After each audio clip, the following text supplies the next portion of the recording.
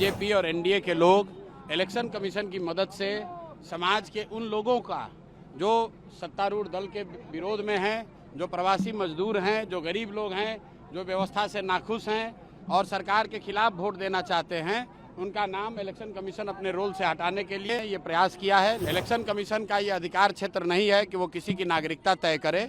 Election supreme court का ruling बिल्कुल clear है। इलेक्शन कमीशन का ये अधिकार नहीं है कि वो किसी की नागरिकता तय करे। पहले दिन से कह रहे हैं कि ये सत्तारूढ़ दल बीजेपी और एनडीए के लोग इलेक्शन कमीशन की मदद से समाज के उन लोगों का जो सत्तारूढ़ दल के विरोध में हैं, जो प्रवासी मजदूर हैं, जो गरीब लोग हैं, जो व्यवस्था से नाखुश हैं और सरकार के खिलाफ वोट देना चाहते हैं, उनका नाम इलेक्शन कमीशन अपने रोल से हटाने के लिए ये प्रयास किया है। लेकिन मेरा ऐसा मानना है कि बिहार में लोकतंत्र की जड़ बहुत मजबूत है, जनता जागरूक है, हर व्यक्ति को अपने अधिकार के लिए खड़ा होना चाहिए। इलेक्शन कमीशन का ये अधिकार क्षेत्र नहीं है कि वो किसी की नागरिकता तय करे। इलेक्शन सुप्रीम कोर्ट का रूलिंग बिल्कुल क्लियर है। इलेक्शन कमीशन का ये अधिकार नहीं है कि वो किसी की नागरिकता तय करे। तो अगर इलेक्शन कमीशन आपका नाम काट रहा है तो आप उसके लिए खड़ा होइए। अगर आप अपने मदद के लिए किसी से सहयोग लेना चाहते हैं तो आप किसी राजनीतिक दल से, जनसुराज से या जिस दल से भी आपका सरोकार हो उससे सरोकार लीजिए और अपना नाम जुड़वाइए। हर हालत में अपना मत का प्रयोग आपको करना ही होगा। लेकिन सरकार चाहे जितना जुगत लगा ले, नवंबर में नीतीश कुमार को, नवंबर में एनडीए की सरकार को जाने से कोई रोक नहीं सकता है।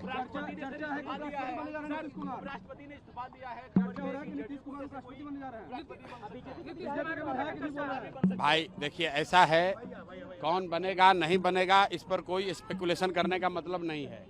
उपराष्ट्रपति देश का सेकंड सबसे बड़ा संवैधानिक पद है। उस पद पर धनखड़ साहब ने इस्तीफा दिया है। अब आप थोड़ा इंतजार कीजिए, जिसकी नियुक्ति होती है हो जाए, उसके बाद ही किसी तरह की टीका टिप्पणी करना उचित होगा। भाजपा के विधायक कह रहे हैं इस बात को। तो विधायक को क्या मालूम है? विधायक आप बताइए कि जो क्लर्क है वो कलेक्टर का अपॉइंटमेंट कर सकता है? विधायक उपराष्ट्रपति का अपॉइंटमेंट करेगा? उपराष्ट्रपति जो है वो देश के पार्लियामेंट का अधिकार है। देश के जो दोनों पार्लियामेंट में चुने हुए लोग हैं, लोकसभा और राज्यसभा में, वो मिलकर तय करते हैं कि उपराष्ट्रपति देश का कौन होगा। भाई चर्चा तो कुछ भी हो सकती है। चर्चा के आधार पर इतने बड़े पद के बारे में मैं कुछ भी बोलना उचित नहीं समझता हूँ। दिलीप जायसवाल जो है कह रहे हैं कि छिटपुट घटनाएं हो रही हैं, जो भी अपराधी घटनाएं बदनाम करने के लिए कुछ लोग माहौल बना रहे हैं। भाई दिलीप जायसवाल तो एक कॉलेज पर 25 साल से कब्जा किए हुए हैं, क्या वो भी छिटपुट घटना है? किसी का हत्या का उन पर आरोप है, क्या वो भी छिटपुट घटना है? बिहार में 50 से ज़्यादा राजनीतिक परिवार के बच्चों को बिना किसी एडमिशन टेस्ट के मेडिकल कॉलेज में एडमिशन देके डॉक्टरी की डिग्री दी गई है, ये भी छिटपुट घटना है। ये बिहार के लोगों को तय करने दीजिए।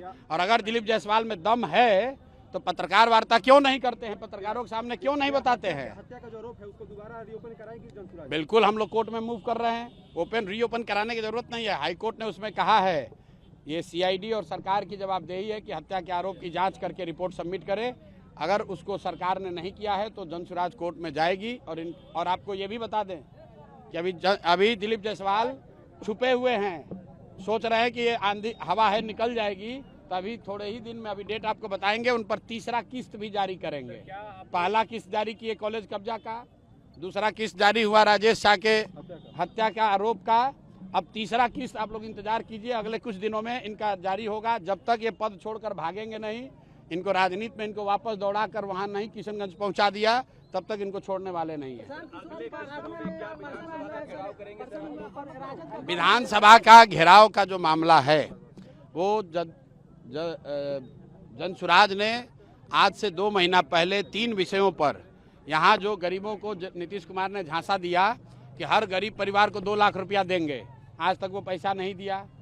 पिछला 20 साल से कह रहे हैं कि यहाँ जो अति पिछड़े दलित लोग हैं उनको 3 डिसमिल घर बनाने के लिए जमीन मिलेगा, आज तक नहीं मिला। और ये जो जमीन सर्वे में लूटपाट मचा रखे हैं, इन तीनों मुद्दों पर जनसुराज ने 1 करोड़ लोगों से हस्ताक्षर का अभियान चलाया था। उसी अभियान के तहत ये भी कहा गया था कि हम लोग मुख्यमंत्री का, अगर वो नहीं मिलते हैं तो विधानसभा में उनका घेराव करेंगे। राशि बढ़ोतरी और इसके साथ ही साथ अगले बार बिजली बिल में सब्सिडी या माफी, ये दोनों को जदयू और भाजपा मास्टर स्ट्रोक किया। अरे भैया, सब मास्टर स्ट्रोक है, ठीक है ना? आप 20 साल से यहाँ सरकार चला रहे हैं, सब मास्टर स्ट्रोक के बाद अभी जनता, आप तो कैमरा लेकर यहाँ थे सभा में, जनता ने क्या कहा, किसी ने एक आदमी ने भी कहा कि नीतीश कुमार को वोट देंगे, सब ने कहा नीतीश कुमार को हटाएंगे। हम तो भाषण नहीं दिए, हमने उनसे पूछा भाई नीतीश को रखना है कि हटाना है, एक एक आदमी ने कहा है हटाना है। ये भी पूछ लिया भाई मोदी कहने पर मानोगे, कहा मोदी के कहने पर भी नहीं देंगे, मोदी भी वोट लेते हैं यहाँ और फैक्ट्री लगाते हैं गुजरात में। फिर हमने लोगों से पूछा आपके सामने कि भाई अगर नीतीश और मोदी नहीं रहेंगे तो क्या लालू का ललटेन चाहिए, उसका जंगल राज चाहिए? तो लोगों ने क्या कहा, भैया वो तो बिल्कुल नहीं चाहिए, नहीं चाहिए, नहीं चाहिए। तो जनता ने फैसला सुना दिया है, परसा की जनता ने सुनाया, वैसे बिहार के हर विधानसभा हर क्षेत्र में लोग सुना रहे हैं। अब आप पत्रकार आप नहीं देखना चाहते हैं तो आपकी मर्जी है।